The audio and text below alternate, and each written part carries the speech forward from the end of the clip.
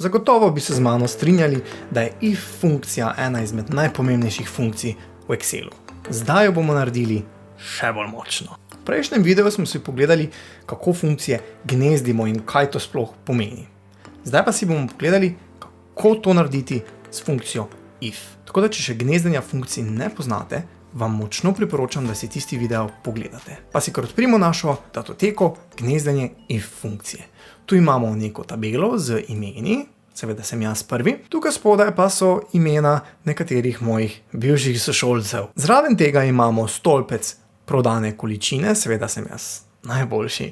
Če to slučajno gleda kdo izmed mojih bivših sošolcev, potem lahko iz prodane količine sklepate, kako popularni ste bili pri meni. Pa da ne bo kdo res mislil, zabavam se. Zraven tega imamo osnovno plačo teh naših, recimo da, prodajalcev. Na koncu meseca ti prodajalci dobijo nek bonus, v odvisnosti ali so prodali dovolj izdelkov ali ne. V stolpec E pa bomo izračunali še končno plačo. Zdaj, kakšni so ti kriteriji za določanje, ali bo nekdo dobil bonus ali ne, imamo jih napisane v tejle mali tabelici. Torej, če nekdo proda več kot 40 izdelkov, bo dobil 10% višjo plačo. Tega gnezdenja funkcije se spet lahko lotimo iz dveh različnih vidikov. Ali od zgoraj navzdol začnemo zajemati, ali od spodaj navzgor. Zdaj, kaj bi bilo bolj smiselno? Če najprej pogledamo, kdo je dosegel več kot 40, bomo zajeli v bistvu tele tukaj zgoraj. Ampak ali res ti vsi dobijo 10%? Ne. Ti, ki so nad 50, dobijo 15% in tako dalje. V tem primeru bi mogoče bilo smiselno, da začnemo od zgoraj. Najprej poberemo tiste, ki so večji od 60, torej vse od Ane navzgor, in če niso prodali več kot 60, daj poglej, a je prodal več kot 50? Vidimo, da Vid je prodal. Potem pa poglej, ali je sploh prodal več kot 40. In šele na to pridemo do Jureta. Če ni nič od tega, bonusa ne dobi. Zdaj vidimo, da tukaj imamo najprej, ali je več kot 60, ali je več kot 50 in ali je več kot 40. 3 različne pogoje. Torej bomo potrebovali zagotovo več kot eno if funkcijo. Postavimo se torej v celico D2 in napišimo je enako if, da nam bo lažje si odprimo pogovorno okno za vstavljanje funkcije. Prvi argument, logični test, nas torej zanima, ali je tale prodana količina večja od 60. Zdaj, ko se bo tale funkcija kopirala navzdol, ne želimo, da se tudi tale sklic spreminja. Zato ga bomo fiksirali s funkcijsko tipko F4. Če ta oseba res prodala več kot 60, potem naj vzame osnovno plačo in jo zmnoži z našimi procenti. Spet ne želimo, da se tole polje premika navzdol, ko bomo kopirali. Zato ga obvezno fiksirajmo. Zdaj, če pa ni, pa dajmo za zdaj napisati ničlo. Da vidimo, če formula sploh deluje. In ko potrdimo z v redu, vidimo, da so tisti, ki so prodali več kot 60, pravilno dobili bonus 250 evrov. Dajmo se spet postaviti v celico D2 in si spet odprimo pogovorno okno za argumente funkcije.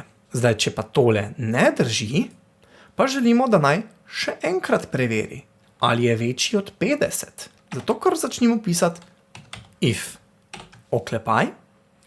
Kot prej v prejšnjem videu bi lahko že tukaj na roko napisali, če poznamo argumente funkcije, celotno funkcijo. Vendar se zdaj postavimo v drugo pogovorno okno argumente funkcije. Torej tole. Kliknemo z levim klikom torej na tale naš drugi if. Kaj pa naj tale if pregleda? Naj pogleda prodano količino in preveri, ali je večja od 50. Spet ne želimo, da se tale premika navzdol, ko se formula kopira, zato jo fiksiramo z F4. Zdaj, če je res večja kot 50, daj vzami plačo in jo pomnoži s procenti. Spet bomo jih fiksirali. Če pa ni ne večja kot ne 60 in ne 50, pa dajmo zdaj za foro napisati nič. Če se zdaj postavimo nazaj v originalni if, vidimo, da se je tukaj notri v polje false vpisal v bistvu celoten if z argumenti, ki smo jih pisali prej. Pa potrdimo z v redu. Pri gnezdenju funkcij bomo velikokrat naleteli na določene napake. Najpogostejša je tale, v formuli manjka oklepaj ali zaklepaj. Včasih je Excel toliko pameten, da nam ta zaklepaj na koncu sam da, včasih pa ga pač moramo sami vpisati. Če si jo pogledamo, vidimo, da je tale zadnji if z rdečimi oklepaji zadnji argument v tejle funkciji if, ki ima črne oklepaje.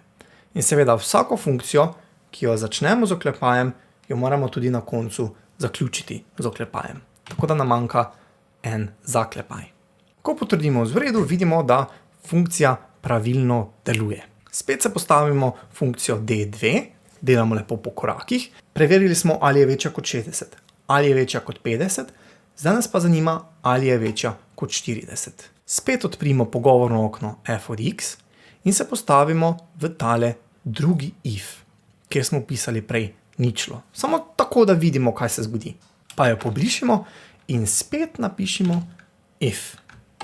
Če ste dovolj veliki mojstri, lahko kar tukaj že notri vpišete argumente, jaz se bom spet postavil v novo pogovorno okno tukaj zgoraj. In pa v tem zadnjem ifu spet naredimo enako kot prej. Ali je prodanih izdelkov več kot pa je minimum. Ne pozabimo fiksirati. Če je to res, daj vzami osnovno plačo in jo pomnoži z našimi procenti. Fiksirati. Če pa to ni res, kakšen bonus naj dobi? Nič, toliko kot si zasluži. In pa potrdimo z v redu. Če vam da spet kakšno opozorilo za oklepaje, vam verjetno manjka en oklepaj zadaj. Tako vidimo, da vse pravilno deluje, zdaj pa samo še izračunamo končno plačo. Torej, damo osnovna plus naš bonus. Ko potrdimo z v redu, dobimo lepo skupaj končno plačo. Zdaj, zakaj smo se sklicevali v bistvu ven na neko zunanjo tabelo, če bi lahko to v bistvu naš pogoj samo vpisali notri? To je koristno zato, ker lahko včasih pride do nekih sprememb. Šef se naenkrat odloči, ne, minimum se bo zvišal iz 40 na 45. Če bi to vse absolutno vpisovali v funkcijo, bi morali zdaj notri ročno popravljati in iskati, kje smo v bistvu to vpisali. In ko boste čez pol leta pogledali določene funkcije, ki ste jih delali, ne boste imeli pojma, kaj ste delali. Zato je veliko preprosteje, če samo te naše kriterije spremenimo tukaj notri. Potrebno je 45 in avtomatsko se vse izračuna tako, kot je treba. Zdaj, kaj se pa zgodi, če recimo Nuša doseže točno 60 prodanih izdelkov? Vidimo, da bonusa v bistvu ne dobi. Finta pa je, kaj mi razumemo kot večje. Zdaj, če smo v formuli tukaj dali večje kot, bo Excel upošteval zares večje kot. Morda pa velikokrat mislimo večje ali je enako. Tako da, če želimo v ta naš izračun tudi všteti tole vrednost, moramo zraven znaka za večje napisati tudi je enako. Večje ali je enako. In enako narediti z vsemi ostalimi funkcijami. Če potrdimo z v redu, vidimo, da je Nuša dobila 250 evrov. Kako bi pa to formulo lahko še bolj zakomplicirali? Recimo, da ne želimo imeti posebej bonusa in končne plače, ampak želimo samo osnovno plačo in pa končno, brez bonusa.